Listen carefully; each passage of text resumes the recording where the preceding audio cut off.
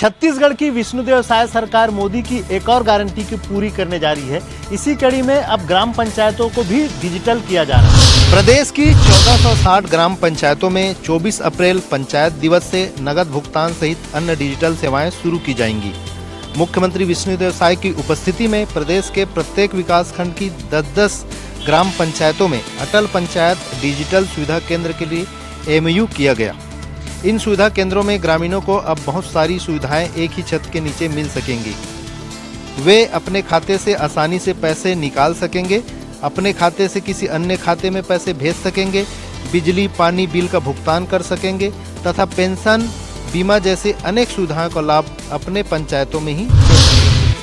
PM Narendra Modi ने विधानसभा चुनाव के दरमियान छत्तीसगढ़ की जनता से यह वादा किया था कि ग्राम पंचायतों में अब डिजिटल सेवाएं शुरू किया जाएंगे, जिसे अब विष्णुदेव साय की सरकार पूरी करने जा रही है। रायपुर से एक्सप्रेस रिपोर्टर दिलीप साहू।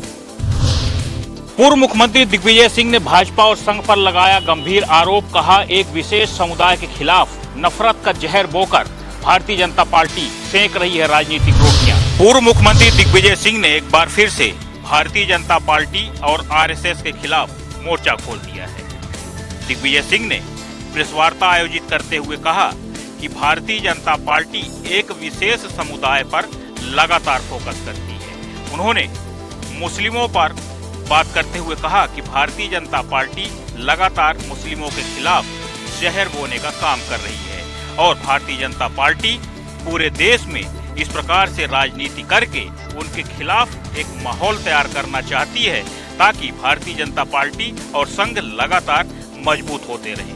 पूर्व मुख्यमंत्री ने ये भी कहा कि भारतीय जनता पार्टी ने पतंजलि को लगातार आगे बढ़ाया है। जिस प्रकार से मध्य प्रदेश के अलग अलग जिलों में हजारों एकड़ की संख्या में जमीन दी है, वो गैर कानूनी है क्योंकि उन किसी भी जमीन में कोई भी प्लांट नहीं लगा है। इसके अलावा उन्होंने कहा कि अब वो पतंजलि के खिलाफ टीटी नगर थाने में एफआईआर दर्ज कराएंगे और इस पूरे मामले में जांच की मांग करेंगे। दिग्विजय सिंह ने कहा कि वक्फ बिल के नाम पर भारतीय जनता पार्टी लगातार राजनीति कर रही है और प्रधानमंत्री नरेंद्र मोदी गांधीवादी नहीं बल्कि गोडसेवादी है। भोपाल से एक्सप्रेस रिपोर्टर के लिए संदीप मिश्रा। शराब के नशे में मां को पीटने वाले, पिता की निर्मम हत्या करने वाले आरोपी बेटे और उसके 2 साथियों को पुलिस ने किया गिरफ्तार। पुलिस कर रही है आरोपियों से पूछताछ। जबलपुर के माड़ोताल थाना अंतर्गत कठौदा कचरा प्लांट के पास सुंदरलाल कोरी की लाश मिली थी।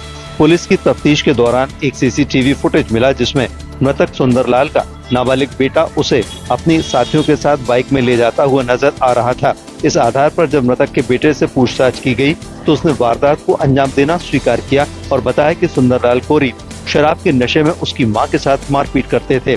इस वजह से उसने अपने घर में ही पिता की गला दबाकर हत्या की और लाश को कचरा प्लांट के पास फेंक दिया। हत्या की इस वारदात से एक बात तो साफ हो गई है कि समाज में हिंसा की वारदात और मानसिकता लगातार बढ़ती जा रही है।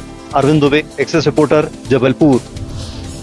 दुर्ग के बाद राजधानी रायपुर में एक मासूम बच्ची के साथ दुराचार की घटना को अंजाम दिया गया। दरअसल पड़ोस में रहने वाले 13 साल के नाबालिग ने ही इस घटना को अंजाम दिया है। दरअसल दुर्ग की घटना की आग अब तक बुझी नहीं थी, तो वहीं राजधानी रायपुर से भी एक बच्ची के साथ दरिंदगी का मामला सामने आया है। राजधानी में 3 साल के मासूम के साथ अनाचार की घटना जो है वो घटित हुई है। घटना मोआ थाना इलाके के चंद्रशेखर नगर की है, जहां पड़ोस में ही रहने वाले 13 साल के नाबालिग युवक ने एक 3 साल की बच्ची को अपने हवस का शिकार बनाया है। बच्ची का इलाज जिला अस्पताल में जारी है। तो वहीं पुलिस ने नाबालिग को हिरासत में ले लिया और पॉक्सो एक्ट के तहत उस पर कार्रवाई की जा रही है। लेकिन सवाल उठते हैं अब समाज की सोच पर कि इतनी कम उम्र में इतने घटिया हरकत एक 13 साल का युवक कैसे कर पा रहा है। 3 साल की बच्ची के साथ दरिंदगी की इस घटना से पूरे राजधानी वासी स्तब्ध हैं, क्योंकि आरोपी भी 13 साल का महज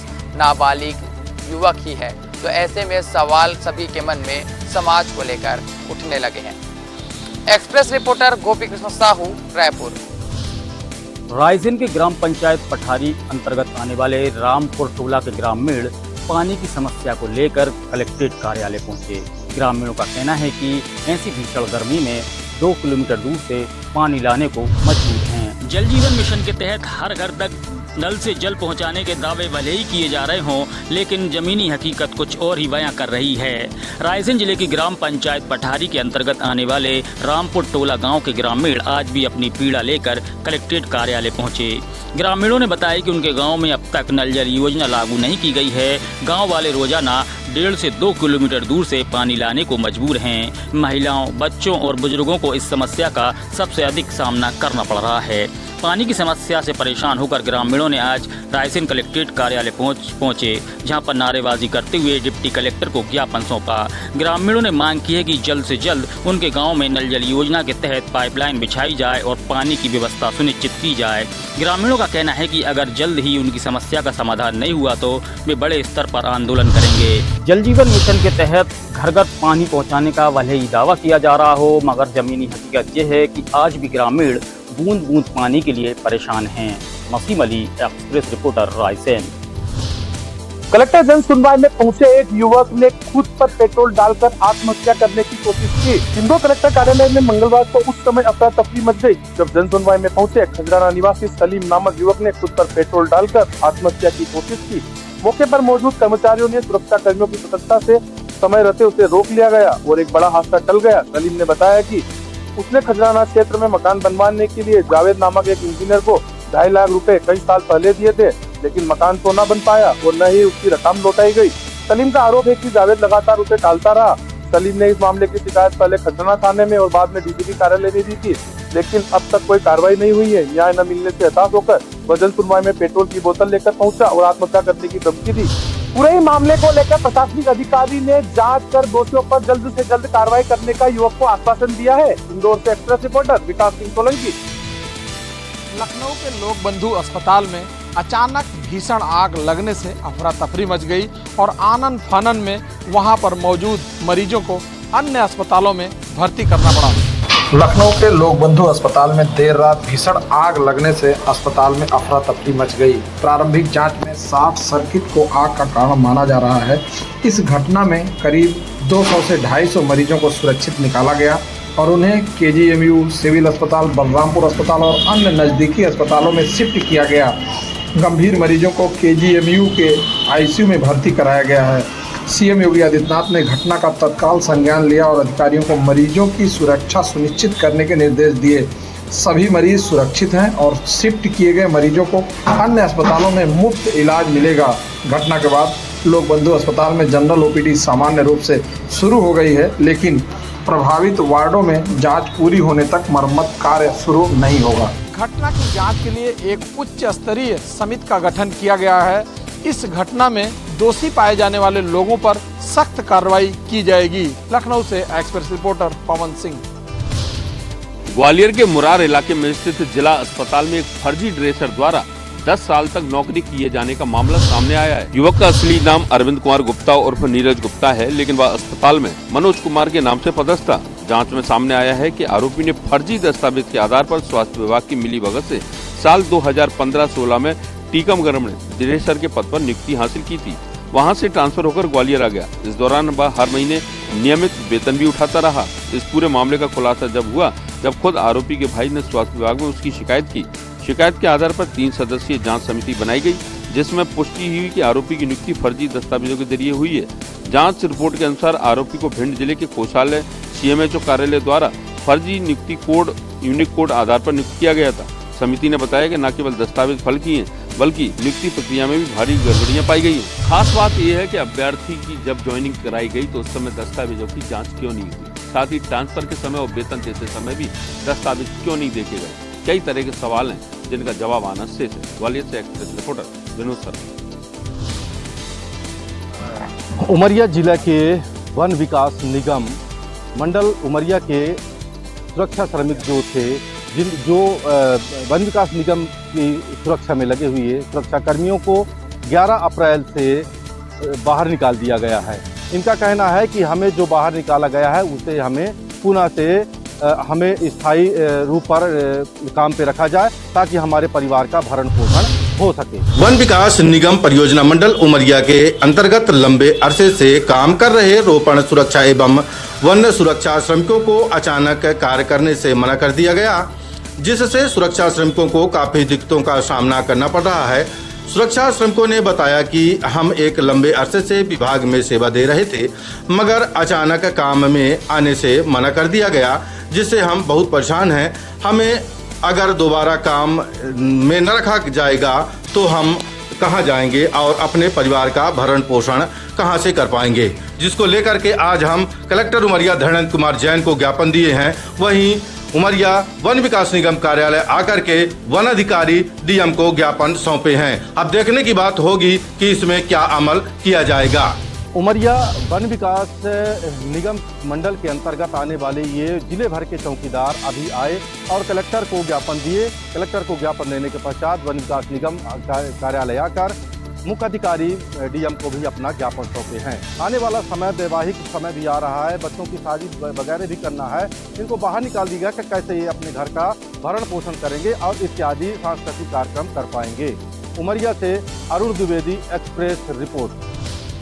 डॉक्टर भीमराव अंबेडकर की जयंती के उपलक्ष्य में 14 तारीख को आबकारी विभाग द्वारा शराब की बंदी के आदेशित किए गए थे, लेकिन कुछ अनुव्यापी ठेकेदारों ने सुबह से शाम तक धड़ल्ले से शराब की बिक्री की।